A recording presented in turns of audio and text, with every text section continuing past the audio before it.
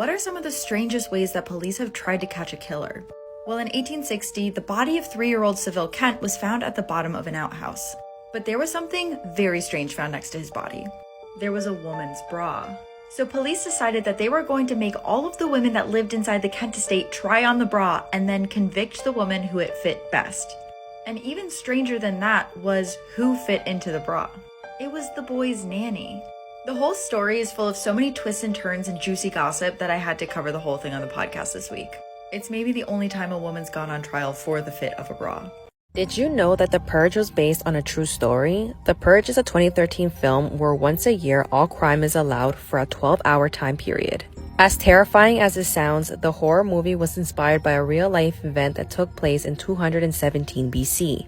This week-long event was called Saturnalia and was celebrated by ancient Romans from December 17th to December 25th. People were encouraged to drink, do whatever they wanted, including sacrificing each other to the gods. Throughout the week, businesses and work would close, with slaves given the freedom to say and do what they'd like without being arrested. Even though this was exciting for many ancient Romans, it often got super dark when people took things too far. The story even reveals that during this event, fake kings would be crowned and given the power to order people to do anything they wanted. But at the end of the celebration, these kings would be sacrificed as a show of respect for the Roman god. Many believe that the purge may take place again in the future. What do you guys think? Can you tell a place has a dark history just from looking at it? In this series, I'm showing you some photos so you can see. And I cover all sorts of spooky and true crime stuff on this page, so follow along. This is the Wisconsin home of Ed Gein, also known as the Butcher of Plainfield. There's actually very few photos of this house that are in any way appropriate to share because of the nature of his crimes. It was in this house that Ed taught himself taxidermy after his mother passed away. And it was the local cemetery where he would go to rob graves and practice what he had learned. This is the room that Ed's mother lived in. And after she passed away, he had it completely sealed off and never touched it. This is in part why the movie Psycho was based on Ed Gein. Ed's mother would tell him all these crazy things, like that women were all guilty of lust and they were just sent to tempt men, which is why many people think that he specifically hated women. And you might be thinking that these photos were taken years after he was out of the house, maybe it had been abandoned for a while, but no, these are the conditions that Ed would live in. When robbing graves wasn't enough for Ed, he moved on to taking people's lives. And to this day, no one's definitively sure how many lives he took. But there's a real darkness to these photos, and if you're brave enough to look up the other ones online, you can see how disturbed the person living there actually was. I bet you didn't know that the Slender Man forced kids to commit heinous crimes. Slender Man was created in 2009 by Eric Knudsen for an art contest called Something Awful.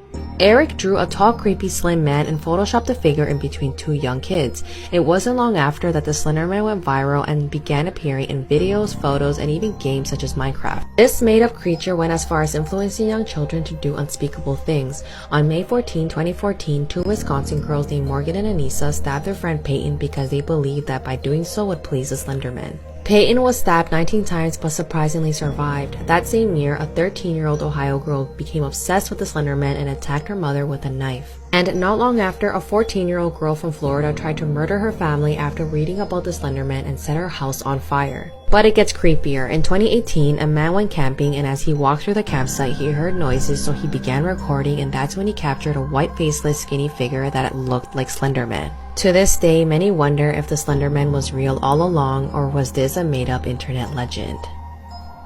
This woman became a witness in a murder case. After being threatened, she is now missing. It's been nearly 2 weeks since this Texas woman was last seen. 21-year-old DeAndrea Ford is thought to have gone missing on September the 21st. She was last seen on East Freeway wearing a black top and tan-coloured trousers. She was apparently seen getting into a van with a male outside Diva's Bikini Sports Bar and Grill in Houston. She'd been working there for a few weeks as a dancer and is a mum to a 4-year-old little boy. Her family say that her disappearance is not normal behaviour for her. They feel that something is seriously wrong. The woman was actually a witness to a fatal shooting on the 18th of May. At the time, she had been apparently asleep in the front of a car when shots were fired. 35-year-old Otis Parker was shot and killed. Luckily, DeAndrea managed to flee. It's thought that the motive for the shooting was a planned robbery. Terrifyingly, police found that one of the suspects sent a text about DeAndrea stating she ain't safe in Houston at all. A no-contact order between her and the suspects was granted in June. The suspects in the murder case are being held in jail, and anyone with any information is encouraged to call police. My daughter placed a phone in my grave, and the next day she received a call from me. Everyone was terrified. Before the video starts, a surprise. I might just call you if you subscribe, like this video, share it, and comment your name below. My name is Suzanne. Let me share my story. I remember that peaceful Saturday. The sun was shining outside, but indoors, there was a heavy, silent atmosphere. That day, I had complained of a slight headache before taking a nap, thinking it was just fatigue. But it was more sinister. An undiagnosed brain aneurysm ruptured, ending my life unexpectedly in my sleep. My little Lola walked into my room, hoping to see my usual smile. But that day, I didn't wake up. In a panic, tears streaming, she ran out to get help. Aunt Sarah rushed over, but it was already too late. I had passed away in my sleep. At my funeral, the pain in Lola's eyes was heart-wrenching. She leaned in, slitting my phone next to me, whispering, "Mom, if there's ever a chance, use this to talk to me." No one understood her gesture, but they were all taken aback when her phone rang the following day. And on the other end, it was my voice. Everyone was baffled, wondering how this could be possible. To be continued in part 2. Stay tuned for the continuation of this chilling tale. This YouTube chef is accused of killing his lover. Daniel Sancho Broncalo is a 29-year-old celebrity cook and the son of 2 Spanish film stars. 44-year-old Colombian plastic surgeon Edwin Artiga had apparently been dating Daniel. However, it's thought that when Daniel tried to break up the relationship, things took a dark turn. Daniel claims that Edwin threatened to release intimate photos of him in retaliation. Daniel states that Edwin was so obsessed with him that it ruined his relationship with his girlfriend. It's alleged that Daniel was really worried with the impact that leaked photos would have on his family's reputation. He was allegedly so worried that he would go on to kill Edwin. Now, the pair were actually in Thailand at the time and were at a full moon party when Edwin was brutally killed. Edwin's body parts, including hips and thighs, were found by locals in plastic bags at a landfill site. Authorities claim that Daniel has admitted to the killing and dismembering. Daniel has denied that the murder was premeditated, but Thai authorities state that it was. CCTV images allegedly show Daniel buying a knife, cleaning products, and gloves prior to the murder. He currently faces the death penalty if found guilty. This pedophile who worked at Disney World is worse than you could ever imagine. And for his job, he was surrounded by children daily until he was caught. This is Paul Veal. He's from Davenport, Florida, and he's truly a twisted man. After he was arrested in June of this year by the Polk County Sheriff's Office, which is led by Sheriff Grady Judd, it's been revealed that Paul is facing a whopping 540 charges of CP. So Paul worked at Cosmic Rays Cafe in the Magic Kingdom in Disney World. I've definitely eaten at this restaurant before when we visited the park, and it's one that people really love. And honestly, Disney World is the perfect place for a predator to call home. So this is incredibly disturbing. I'm about to read you a quote from Sheriff Grady Judd. This is him when he's talking about Paul. He says, "He was a sadomasochist. There were photos where they tied up babies in preparation for SA. There was a weeks-old child where the child's hands are tied behind her back. Can you believe that?" I mean, that's one of the most disturbing things I've read about in a long time. And look at this guy. He was working at a place in Disney World surrounded by children every single day. Now, predators are arrested at Disney World all the time. It seems to be a place where people like this flock because they know they're going to have easy access to children. And that's a really, really frightening concept. Now, Disney has done, for the most part, their part in checking people's backgrounds and, obviously making sure they're not hiring the wrong people. But this just goes to show that even if people have a squeaky clean record, you have no idea what they're doing in the shadows. And I'm just glad that Paul, along with all these other men and all the other people that have been caught over the years, were captured. Because this story is just, once again, incredibly disturbing. I was born addicted to crack, and my death shocked the world. My name is Elisa Izquierdo, and I'm going to tell you a story that haunted Brooklyn and the whole world in 1989.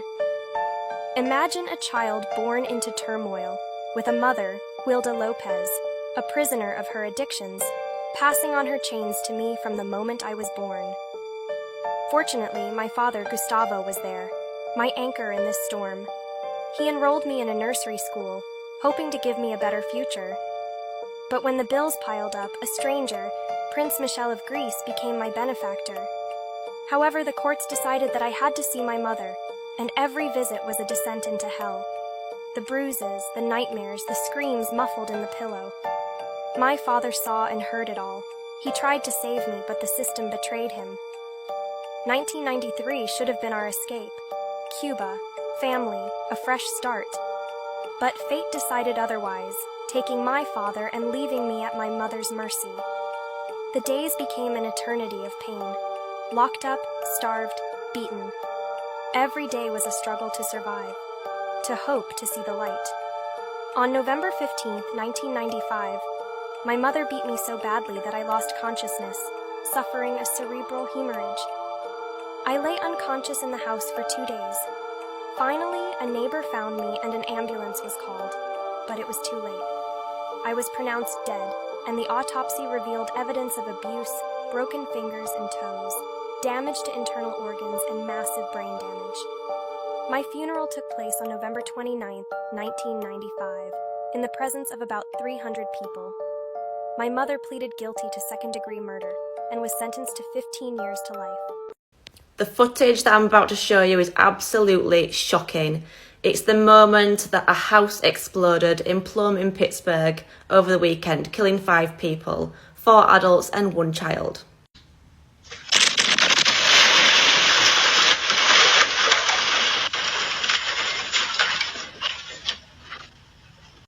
Absolutely shocking. According to news reports, 4 of the people that died in the explosion didn't live in the house and they'd just gone round to help with a faulty water heater. Now, my first thought when I saw that was gas explosion, but apparently the gas company called People's Natural Gas have denied any wrongdoing and said that it wasn't due to a gas leak. But shockingly, this isn't the first time that's happened in that area. Apparently there's been 6 gas explosions in the area of Plum. One of those previous explosions tragically killed grandfather Richard Leith, who was 64. He was babysitting his 4-year-old granddaughter, and she was actually flung through the air and landed across the street, but miraculously she survived. A lawsuit was then filed against People's Natural Gas following that tragedy in 2008. The town of Plum is actually a mining town, and the houses were built on top of the mines. Richard's family said that the area is riddled with issues and that the gas company are negligent. They were awarded $2.9 million following Richard's death. Fire Chief James Sims that attended the scene said he's actually been out to 6 explosions in the Plum borough, with the latest one being the worst one. 3 people were rescued from the wreckage, with 2 being discharged from hospital and another remaining critically ill. 2 of the victims were named as father and son, Casey 38 and Keegan 12. Heather Orovitz, that lived in the house that exploded, also died, along with 2 neighbours, Kevin and Michael. There is now a huge investigation underway to find out the origin and the cause of the explosion, with officials saying it could take months, if not years. These teens murdered their best friend, and you won't believe why they did it. Skylar Neese thought she was sneaking out of the house to hang out with her best friends, but she was never seen alive again. Just after midnight on July 6, 2012, 16-year-old Skylar locks her bedroom door and jumps out of her window. She then proceeds to get into her car, and her 2 best friends, Rachel and Sheila, are already inside. They drive around for a little while, listening to music and having fun, but they eventually end up in a remote area in Pennsylvania. The 3 girls then get out of the car and start walking into the woods to sit and smoke. And as they're walking, Rachel and Sheila both count to 3. Then both start attacking Skylar, but not with their fists. The girls each pull a large knife out of their hoodie, and they both start stabbing Skylar repeatedly until she's dead. Rachel and Sheila then cover up her corpse with some branches and walk out of the woods. But the next morning, when Skylar's parents discover that she isn't home, they immediately call the police. However, the officers find that the surveillance footage shows the teen leaving her apartment window all by herself. This leads them to believe that she's a runaway, so they don't issue what's called an Amber Alert, which is a notification that asks the public for help in finding a missing child. But Skylar's parents disagree and know that their daughter wouldn't just take off and leave, so they put up missing persons flyers asking for tips to where she is. The investigation of Skylar's disappearance goes on for 6 months before the police finally get a tip on who they're looking for. In January 2013, Rachel's mom, one of the other girls, calls 911. She informs them that her daughter's having a mental breakdown, but when police arrive, Rachel yells out, "We stabbed her." The teenager then confesses to the police that her and Sheila were responsible for Skylar's death in the woods and say that they had planned on killing her a month before the deadly attack. But when investigators ask her why they did it, the reason she gives is shocking. But first, Rachel's asked to lead detectives to Skylar's remains in the woods, and both girls are arrested for the brutal murder of their former best friend. In May 2013, Rachel was sentenced to 30 years in prison, and Sheila was given life in prison. And this was ultimately because of their motive for murdering their best friend, and it basically boiled down to the fact that they didn't want to be friends with her anymore. Rachel and Sheila literally thought Skylar was just too boring, so they slaughtered the poor girl who trusted them like sisters. Other rumors say that Skylar was going to tell a deep dark secret that Rachel and Sheila did not want to get out. Allegedly, the two had hooked up during a slumber party and they killed Skylar to keep her quiet. And while the true reason remains a mystery to this day, what's for sure is that nothing's worse than being betrayed by the people you trust the most. This woman was brutally attacked by a 200-pound chimpanzee, and she barely lived to tell her story. Travis the chimp was a 14-year-old animal actor that appeared in Old Navy and Coca-Cola commercials, as well as several TV shows. He could open doors with keys, drive cars, and even drink wine at the dinner table because he was taught by his adopted parents, Sandra and Jerome Harold. Sadly, Jerome died from cancer in 2004, leaving Sandra to treat Travis like her only son, sleeping with him and taking baths together. And for a while, things seemed to be going smoothly until a close friend of hers, a woman named Charlotte Nash, came to visit Sandra and Travis. On February 16th, 2009, Sandra was having issues keeping the chimp under control while Charlotte was away at work. And when the chimp grabbed her car keys and ran outside the house, Sandra called Charlotte Nash and asked her to come help Travis get back in the cage. But the moment she arrived, Travis viciously attacked her, ripping off her lips, nose, and hands, and causing several brain injuries. Sandra was forced to defend her friend and struck Travis with a shovel before stabbing him with a butcher knife several times. She would later tell reporters that it felt like stabbing her son, but this actually enraged the chimp even more, so Sandra was forced to run outside and call 911. He's killing my friend! Who's killing your friend? My chimpanzee! Oh, your chimpanzee is killing your friend. Yes. He ripped her apart! Hurry up! He ripped her face off! The brutal attack lasted for 12 entire minutes before police finally arrived at the scene. And when they got there, Travis smashed the passenger side window of the police car and then calmly walked over to the driver's side. The chimp opened the door and showed his fangs to an officer before he was shot 4 times in the chest. Travis then let out a final scream before running off into the house, where he was later found dead beside his cage. Officers rushed over to Charlotte Nash and were shocked to see that the woman had no face. She was then rushed to the hospital, where doctors were forced to remove her eyes and barely managed to save her life. Charlotte's family then sued Sandra for $50 million, but she defended herself, claiming that she'd given Travis the anxiety medication Xanax 15 minutes before the attack.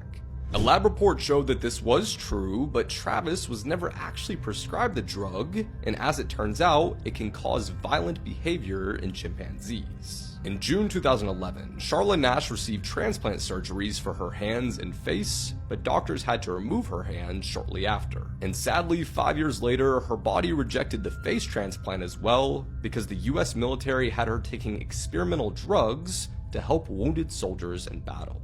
If you want more real-life horror stories, hit the notification bell and be sure to subscribe. This case doesn't and will never sit right with me. This is Brandon Swanson, and on May 14th, 2008, he disappeared. And to this day, he has never been found, not even a trace of him. So Brandon was from southwestern Minnesota. He graduated high school, was enrolled in community college, and on May 14th, 2008, he was celebrating the end of the academic year with some friends. So just before midnight that evening, Brendan left the party that he was at and started to make the 30-mile drive home. But just before 2 a.m., he called his parents and said that he had driven his car off of the road into a ditch. He told his parents that there was no way he could get the car out of the ditch and that they would need to come pick him up, but he said that he was uninjured. Now, right here, this is the drive that he was going to be making that evening. As you can see, it's a pretty straight shot. There's no turns or twists or anything like that. So on that night, after hearing this from their son Brandon, Annette and Brian, his parents, took off in their pickup and began to go head towards his direction. So Brandon and his parents were on the phone almost the entire time that he was waiting for them. His call dropped a few times and they accidentally hung up on each other, but he was still talking to them and saying he's staying by his car. He even said that he was flashing his lights on and off to let them know exactly where he was so they would see him. But he and his parents never came across each other. He never saw them drive by and they never saw him. So after a while, Brandon said that he saw lights from a town about 7 miles ahead of him, so he told his parents he was going to walk there.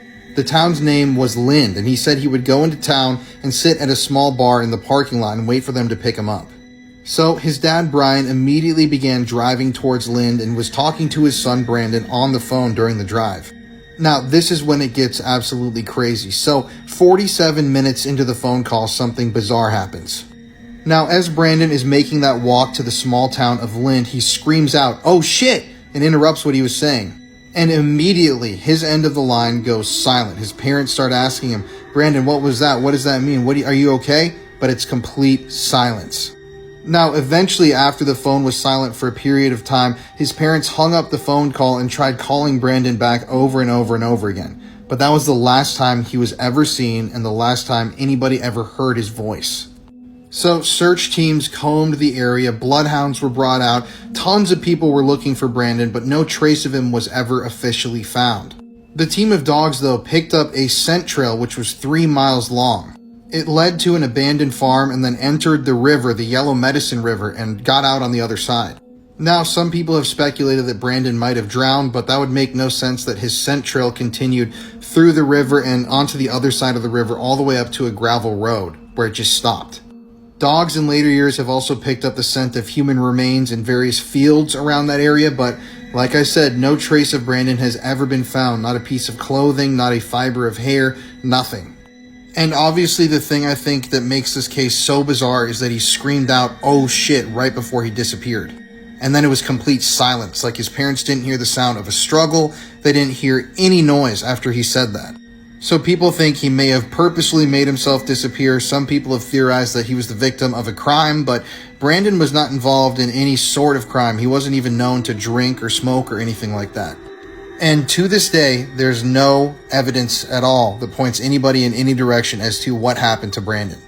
I don't think that this case will ever have a resolution, and it really is a perplexing and mind-boggling one. Let me tell you about the lady who was dead in her apartment for 2 years before anyone ever noticed. It was this lady named Joyce Vincent, right? She was from the United Kingdom. Not much is known about her death at all. Eventually, the London, police department went to go and take back the apartment because she hadn't paid rent in 2 years. They were gonna go in and kick her out. She never came to the door. So they decided, okay, we're gonna get a key and we're just gonna come in and move your stuff out ourselves, right? So they opened the door, and when they walked in, it looked normal. I mean, it was pretty clean. It was some stuff in the house. There were presents that were unwrapped, like Christmas presents. This is in July. June, July, Yeah. They keep looking around and they found her laying on the floor by her bed. But the worst part about that to me, right, is that this is a photo that was found on the ground outside of a convenience store in Florida in June 15th of 1989. And that picture to this day has still gone unidentified. They said that this is not your daughter. They did some type of forensic examination of the photo, and they came to the conclusion that that was not her daughter. The boy in the photo was thought to be this kid named Michael Henley, who went missing also in 1988, which was a year before. And if you look at these pictures side by side, you can see where the similarities come in. But once again, the cop said that's not him. What's crazy is that neither Michael nor Sarah have ever been found, and that picture to this day has still gone unidentified. It has never been identified almost 40 years later. How young is the world's youngest serial killer? 20? 18? Even 15? This age reveal at the end of the story will shock you. Amarjit Saddah killed 3 people in separate incidences between 2006 and 2007.